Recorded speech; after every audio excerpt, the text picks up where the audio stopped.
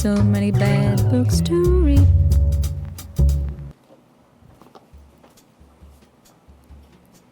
Welcome, everybody, to the Bad Reads Book Club, my book club where I read bad books so you don't have to, and I tell you about them. Not gonna lie, I hated this book.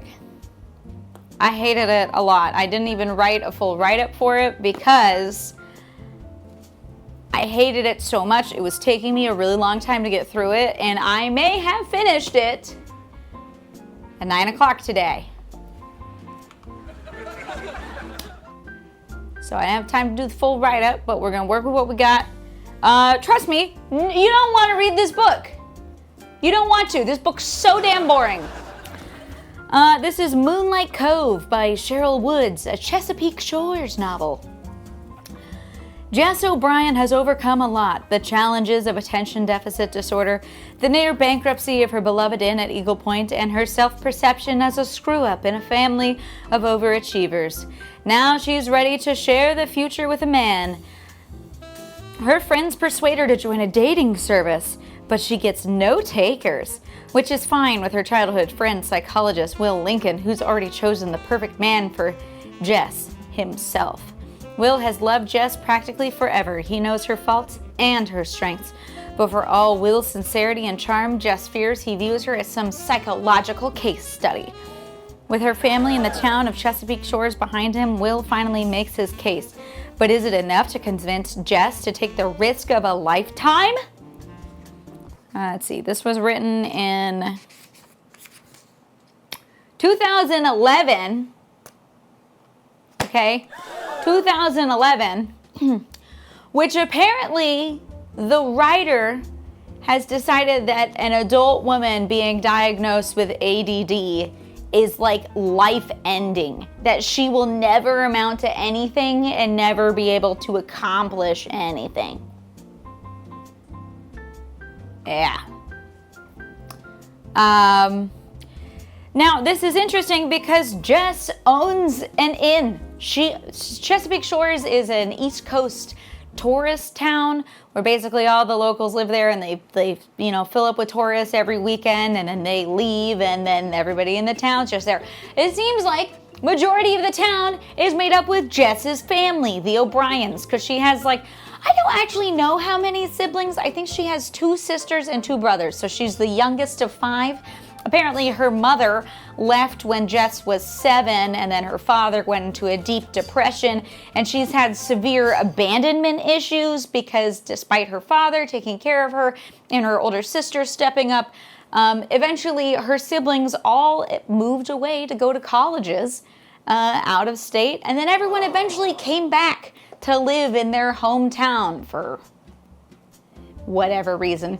Her whole family, which is expansive, lives in this general area, and they are the worst gossips that you can imagine. They all love to meddle in each other's lives and do not leave each other alone. And there are 3 locations in this town. There's a diner, there's a bar, there's her inn, and then every person in this book owns their own business. And so they all have their respective businesses. As I said, Jess, she has 2 friends, Connie, who we hear about, and Lila, who gets completely ignored throughout the book, who convince her to do a dating service that is new to the area. And it costs $30 to sign up. Also, knowing that this was written in 2011, I do not understand. I feel like the person writing this wrote this like it was written in 2004, where they saw a local dating website based off of flyers and pamphlets put around town, and that was how they ended up. They were like, oh yeah, it's all local here. Is it a case of reprint? No. That's the only copyright date on it. It's 2011, it's not a reprint. So, and it's like Farmers Only, except at this time, I know that there's plenty of dating sites out there, but it's this It's very small. And the big draw to it is that there's a real psychologist who makes the matches and has put together this test that everyone does. And so they pay their $30 and they sign up, and almost immediately both of her friends get matches, but Jess doesn't. 2011 was early iPhone and Android. Yeah, but Plenty of Fish was like existed. Anyways, so turns out, who's the guy running this? It's called Lunch by the Bay. Who's running Lunch by the Bay? Well, it is Will. And Will is the best friends of Jess's brothers. Childhood friend of her brothers. And so he's always been around throughout her life, and then he went and got a psychology degree and became the town shrink. And so Jess, because she has ADD, assumes that he just thinks only about diagnosing her all the time and thinks of her as a psychological case as opposed to like a person. So she avoids him at all costs, and he's just been in love with her since he was 14. Anyway, so he sets up this Lunch by the Bay dating service, and he doesn't tell anyone that he's the psychologist behind it. He's set up the whole thing, and people send their stuff in, and then he runs it through a computer program, and it matches them based on compatibility. Okay, so he sees that she signs up for it, and he's like, she doesn't want to be with me. I know this. It's been years. She's never wanted to do anything, so I'm not even gonna try. So he takes his info out of the pool when he runs her info, but he leaves it in for her other two friends who have convinced her to sign up. So he ends up getting matched up with the friend Lila, who is only used as a plot point and nothing else.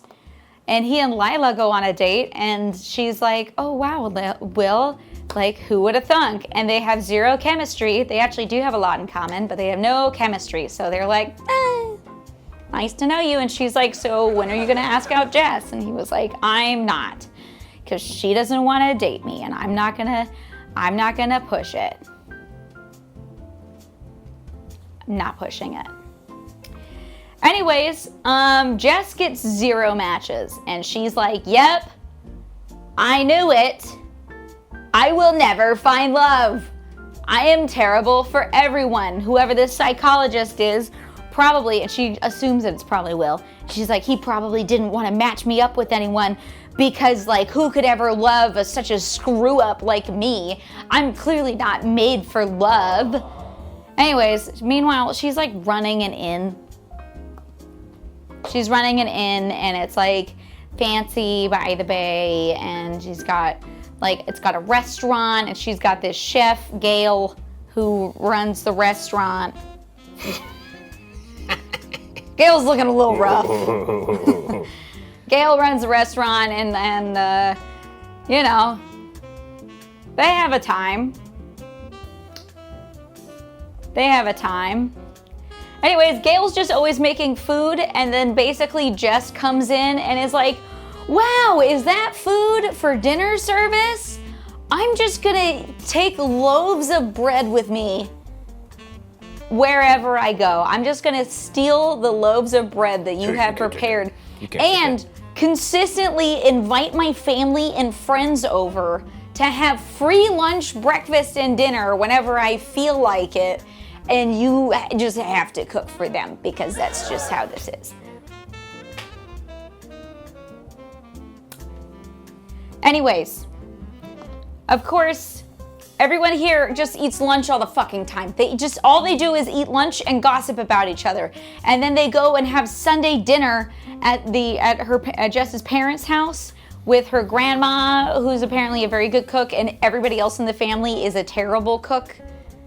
I don't know. And the grandma's like in her 80s and is deciding that she wants to date again. Everybody's really judgmental. And basically they're all... Eventually, she does in fact get matched with Will because he runs it again with his info in the system. And they end up going on a date. And he's like, I've always loved you, pretty much. And like, she's like, yeah, but I'm a screw up and you know nothing about me. And he's like, I've known you since you were 14. I don't know what you're talking about. And she's like, but how could I ever be in a relationship? Look at all my past relationships. And he's like, have you ever considered maybe those weren't the right people for you? And maybe you haven't met the right guy yet? Because that could be me.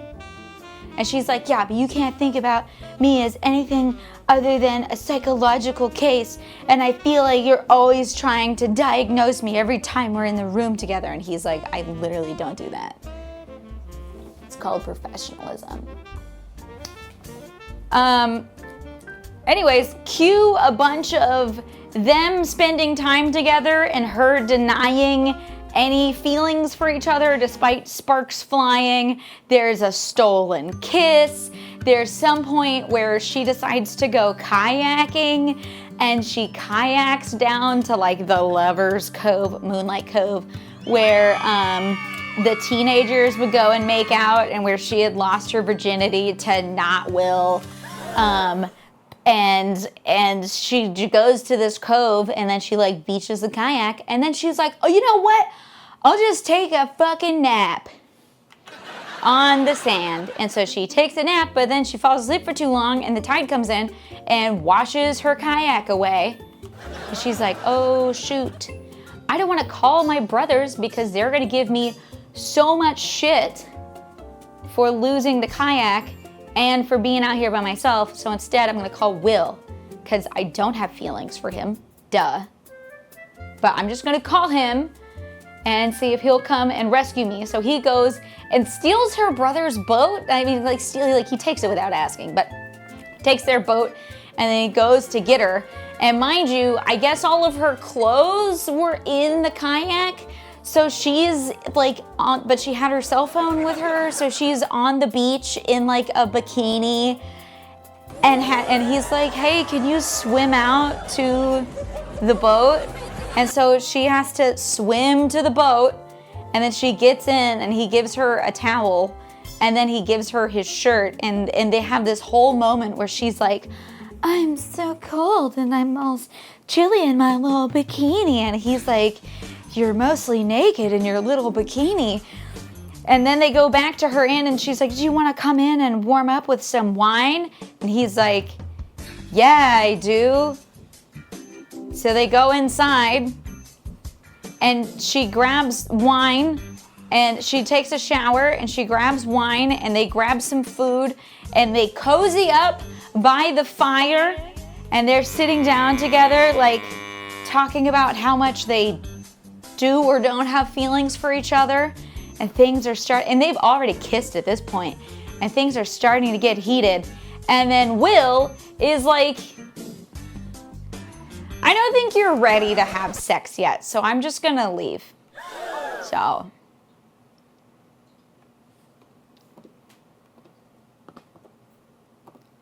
Later. And you're like, cool.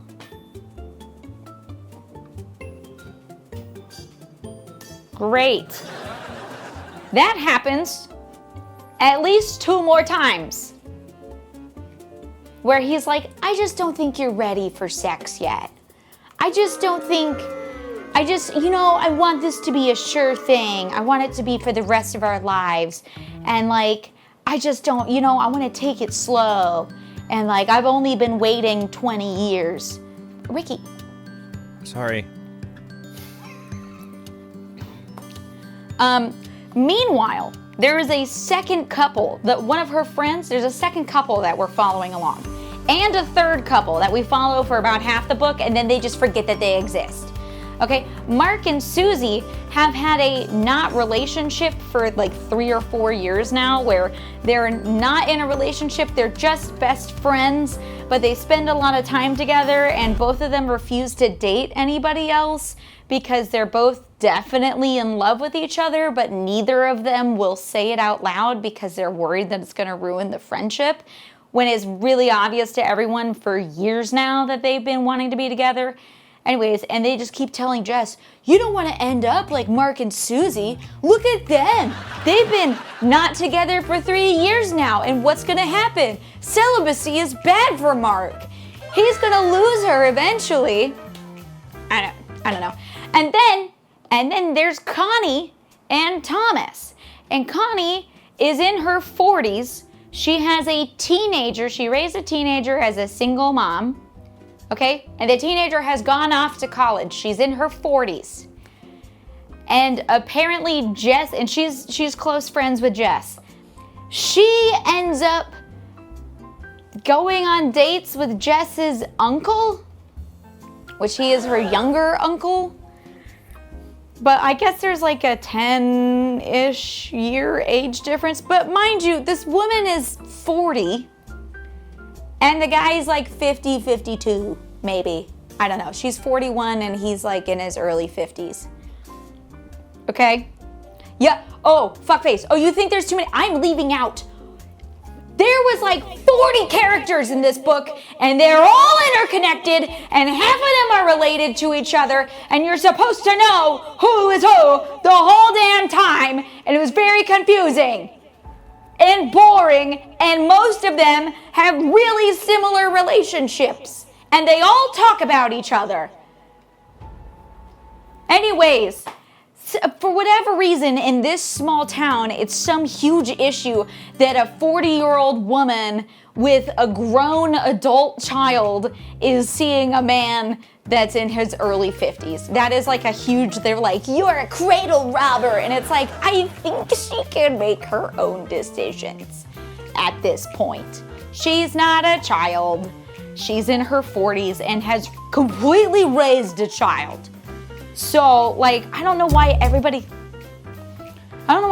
kept thinking that was some huge deal that she was dating this guy. Anyways, but because it's her uncle, they're also in the whole conspiracy thing because like Sunday dinner is a huge problem, which Sunday dinner happens at 1 p.m. I don't understand that either. Why it happens at 1 in the afternoon? Okay, sure. Anyways, eventually,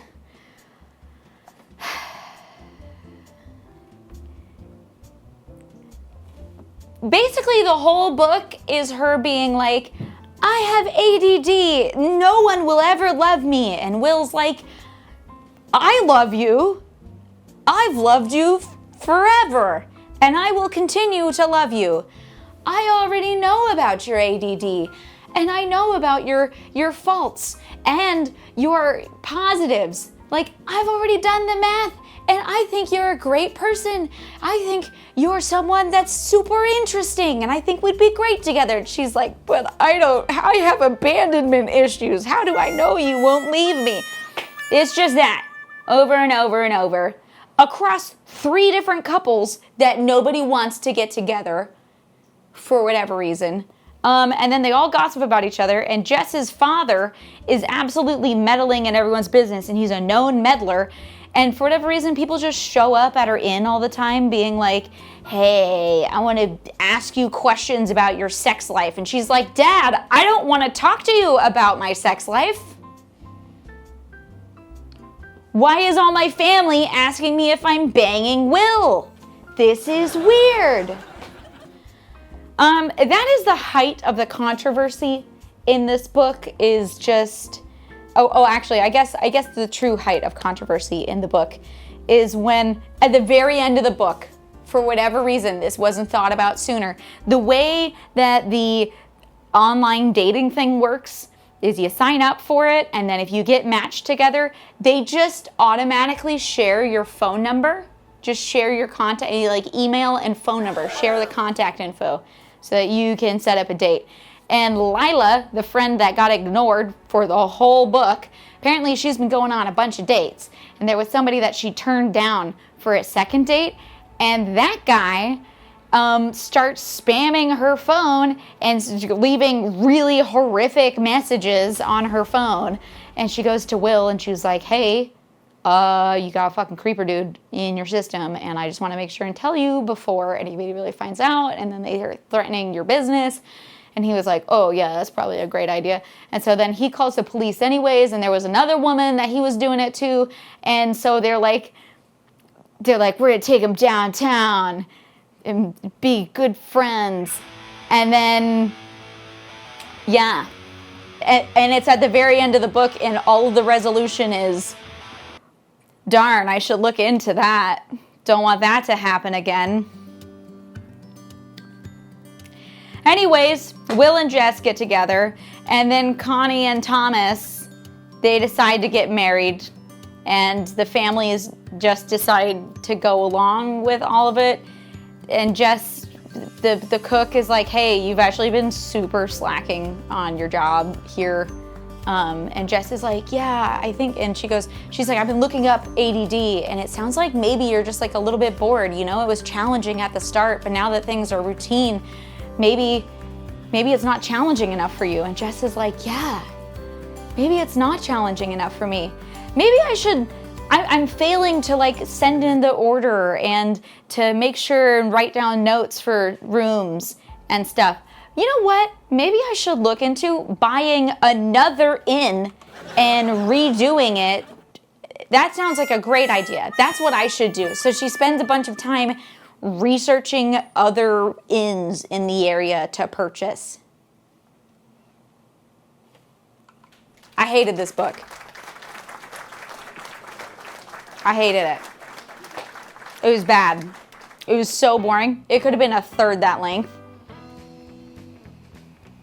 None of the characters were interesting. There was way too many characters that just had boring conversations. Somehow, everyone in this town, just all they do is fucking eat lunch. And they all can leave their businesses at the drop of a hat. They could just be like, yeah, it's cool. I'm down to leave my florist shop for 2 hours to go have lunch and discuss your failed date.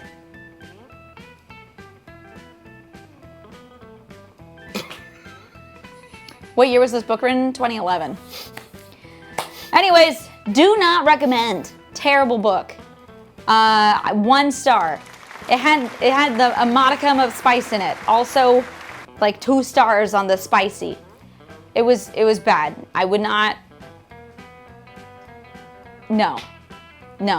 Cheryl, whatever your name is, Cheryl Woods.